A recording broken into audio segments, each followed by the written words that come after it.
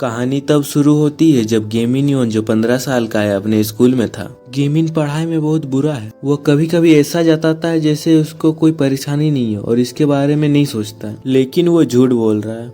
वो पढ़ाई में अच्छा होना चाहता है, अरे बिल्कुल हम लोग की तरह। लेकिन क्या करे बेचारा, उसने अपने मार्क्स इम्प्रूव करने के लिए बहुत सारे तरीके आजमाए, लेकिन उसके मार्क्स में कोई फर्क ही नहीं पड़ा। जैसा का तैसा उसको ऐसा लगता है कि उसको घर में कोई मदद ही नहीं कर रहा है, इसीलिए उसका मार्क्स बढ़ ही नहीं रहा। जब वो घर गया उसने अपनी माँ को एक लड़की के साथ बात करते हुए देखा। उस लड़की का नाम ली था। उसकी उम्र 23 वर्ष थी।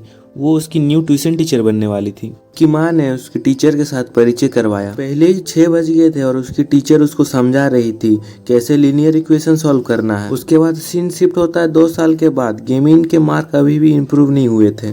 करंटली वो सबसे खराब हाई स्कूल में पढ़ रहा है। उसके स्कूल का नाम यू सियोंग इंडस्ट्रियल हाई स्कूल है और ये स्कूल क्रिमिनल्स का हाई स्कूल के नाम से फेमस है। उसका एक ही मोटो है, वो खराब से खराब सिचुएशन में भी अपना रास्ता खोज निकालता है। गेमिन बोलता है कि मैं अपनी मर्जी से ये स्कूल में आया हूँ। वो पढ़ने की कोशिश कर रहा है इतनी मुश्किल हालातों में भी। मुझे गैंगस्टर्स से भरे स्कूल में पढ़ना और अपने मार्क्स बढ़ाना फायदेमंद लगता है।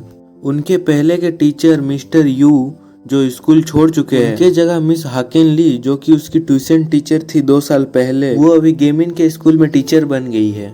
उसको पास्ट का याद आता है जब मिस ली उस पर बहुत भरोसा करती थी, जबकि वो पढ़ाई में उतना अच्छा नहीं था। मिस ली ने पूछा था तुम्हारा सपना क्या है? गेमिन ने बोला मुझे एक यूनिवर्सिटी में जाना है। मिस ली बोलती है मुझे एक टीचिंग सर्टिफिकेट चाहिए जिससे मैं अब्रॉड में पढ़ा सकूं। प्रेजेंट में क्लास के स्टूडेंट मिस ली के इंट्रोडक्शन में कुछ भी ध्यान नहीं दे रहे थे और अपने अपने बातों में लगे हुए थे। गेमिन सोचता है लगता है मिस ली सर्टिफिकेट टेस्ट में फेल होगी, इसीलिए वो अभी प्राइवेट स्कूल में पढ़ा रही है। सर्टिफिकेट टेस्ट का मतलब जैसे कि हम लोग इधर गवर्नमेंट टीचर के लिए एग्जाम होता है वैसे ही उधर होता है कोरिया में। मिस ली डेस्क में हाथ अपना जोर से मारती है ताकि सभी बच्चे चुप हो जाए, लेकिन जैसे वो कुछ बोलने वाली थी तभी एक बोतल सीधा उसके फेस में आके लगती है। ये बोतल एक गैंग मेंबर एनवू ने फेंका था। एनवू बोलता है मेरे पास तुम्हारी बकवास सुनने के लिए टाइम नहीं है, समझी ना। तभी उस गैंग मेंबर की फाइट एक लड़के से हो जाती है क्योंकि उसने उसका बोतल फेंका था।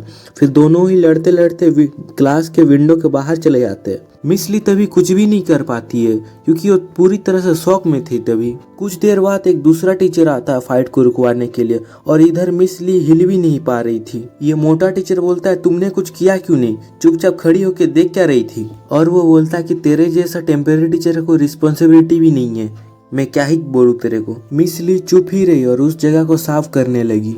सफाई करते करते उनकी उंगली में एक कट लग गया और वो अपनी आंसू संभाल नहीं पाए और उनकी आंखों से आंसू निकलने लगे। पीछे से गेमिन एक बैंडेज देता है और वो बहुत शॉक हो जाती है। उसने कभी सोचा भी नहीं था कि वो फिर से ऐसे मिलेंगे। गेमिन बोलता है कि उसे ये क्रिमिनल से भरे हुए स्कूल में पढ़ाना छोड़ देना चाहिए, लेकिन मिस ली गिव अप नहीं करना चाहती है। उसे लगता है कि वो सारे स्टूडेंट सही रास्ते में जा सकते अगर वो सारे प्रॉब्लम एक साथ सॉल्व करेंगे।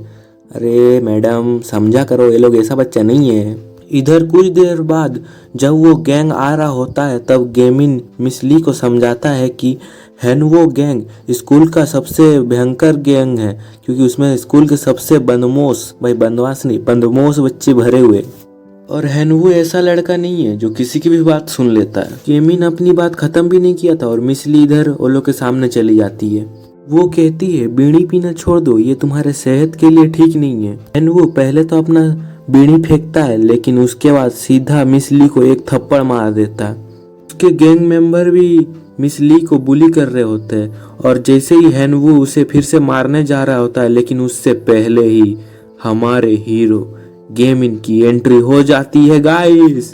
तभी हमें एक बात याद आती है, गेमिन का एक ही मोटो है, वो खराब से खराब सिचुएशन में भी कोई ना कोई रास्ता निकाल लेता है। और ये चीज उसने एक बुक से सीखा था और ये बुक लिखा था किसने? ब्रूस ली ने। ये बुक सेल्फ डिफेंस और कुंफू के बारे में था और उसके बाद उसने एक एक करके हैनवू के गैंग मेंबर को नॉकआउट करने लगा और यहाँ तक कि हैनवू को भी उसने लेटा दिया था। उसने उस बुक से सेल्फ डिफेंस और कुंफू सीख लिया था। वो नहीं चाहता था कि मिस ली अपना जॉब छोड़ दे, इसीलिए वो बीच में कूद गया। लेकिन दूसरी तरफ हैनवू का दोस्त गेमिन के बारे में सुन रहा था और यहीं पर ही ये एपिसोड समाप्त होता है। दूसरा एपिसोड जल्दी आने वाला है। अगर आप कमेंट करेंगे तो दूसरे वीडियो में आपको शाउट आउट दूंगा मैं। तो चलो भाई कमेंट से भर दो इस वीडियो में।